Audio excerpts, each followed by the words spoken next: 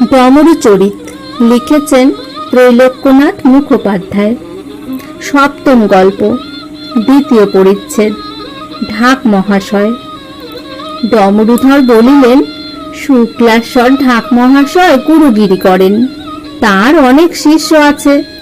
গুরুগিরি করিয়া তাহার বিলক্ষণ দুপয়সা উপার্জন হয়।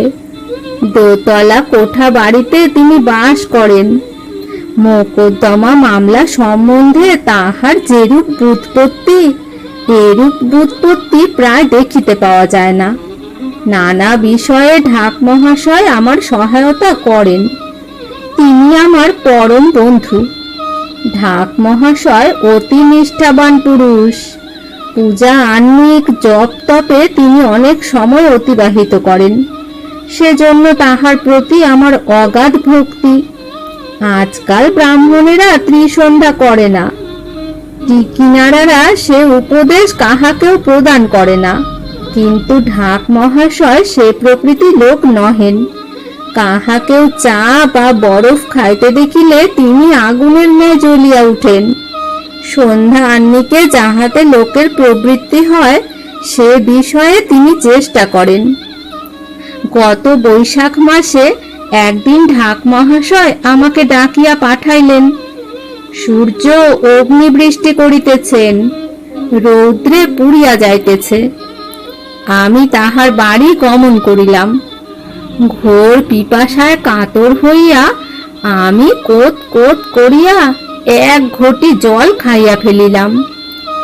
কিঞ্চিত সুস্থ হইলে ঢাক মহাশয় আমাকে বলিলেন যে তাহার কন্যা কুন্তলার প্রখর জ্বর হইয়াছে।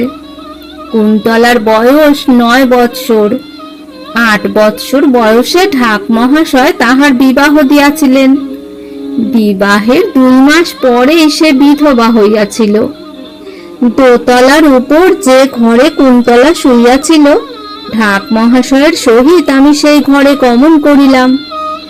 জ্বরে কুন্তলার কপাল যেন কাঠ ফাটিতেছে। আগুনের ন্যায় শরীরের উত্তাপ হইয়াছে।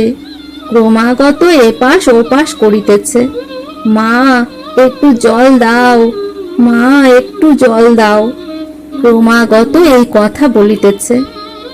মা, পিপাসায় আমার বুক ফাটিয়া যাইতেছে।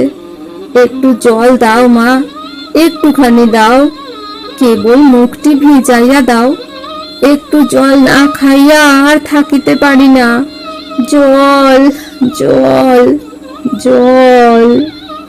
বিরস বদনে মা নিকটে বসিয়া আছেন। মাঝে মাঝে বাতাস করিতেছেন, মাঝে মাঝে চক্ষুর জল মুছিতেছেন। ঢাক মহাশয় আমাকে চুপি চুপি বলিলেন, আজ একাদশী, বিধবা, সেই জন্য জল দিতে বারণ করিয়াছি। কিন্তু জল দিতে আমার গৃহিণীর ইচ্ছা, এখন করি কি? সেই জন্য তোমাকে ডাকিতে পাঠাইয়াছিলাম। নিচে গিয়া আমি বলিলাম, বাপরে, জল কি দিতে পারা যায়? ব্রাহ্মণের ঘরের বিধবা, একাদশীর দিন জল খাইতে দিলে তাহার ধর্মটি একেবারে লোপ হইয়া যাইবে। ঢাক মহাশয় তাহাই করিলেন। কন্যাকে জল দিলেন না। রাত্রিতে কন্যা পাছে নিজে জল চুরি করিয়া খায়, অথবা তাহার কষ্ট দেখিয়া মাতা, ভগিনী কি অপর কেহ পাছে তাহাকে জল প্রদান করে। সেজন্য সন্ধ্যার সময় কুন্তলাকে তিনি নিচের তলার এক ঘরে বন্ধ করিয়া চাবি দিয়া দিলেন। সমস্ত রাত্রি পীড়িতা কন্যা একেলা সেই ঘরে রহিল। ধর্মরক্ষা সম্বন্ধে ঢাক মহাশয়ের এমনই দৃঢ়পণ। প্রাতঃকালে যখন তিনি ঘরের চাবি খুলিলেন, তখন সকলে দেখিল যে বালিকা পিপাসায় হতজ্ঞান হইয়া ঘরের ভিজা মেঝের এক ধার হইতে অপর ধার পর্যন্ত সমস্ত রাত্রি বারবার চাটিয়াছে। অবশেষে অজ্ঞান হইয়া ঘরের এক কোণে পড়িয়া আছে। মাতা তাহাকে কোলে তুলিয়া লইলেন, কিন্তু তাহার মাথাটি লুটিয়া পড়িল। সেদিন দ্বাদশী।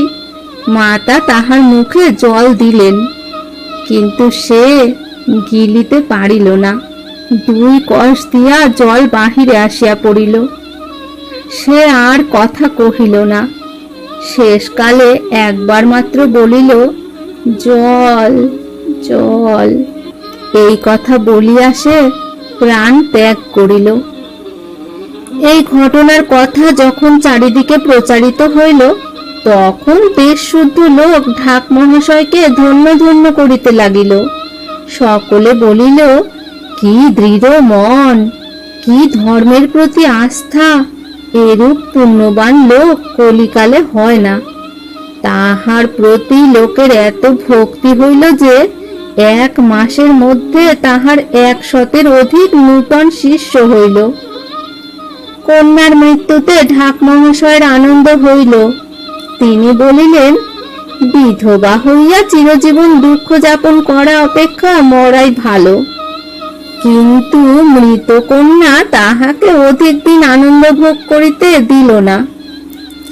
একদিন রাত্রি 2 প্রহরের সময় সহসা জল জল হা জল হা জল, এইরূপ ভীষণ চিৎকার করিয়া সে বাড়ির চারিদিকে ছটপট করিয়া বেড়াইল। সকলের নিদ্রা ভঙ্গ হইল। সকলে ঘোর ভয়ে ভীত হইল।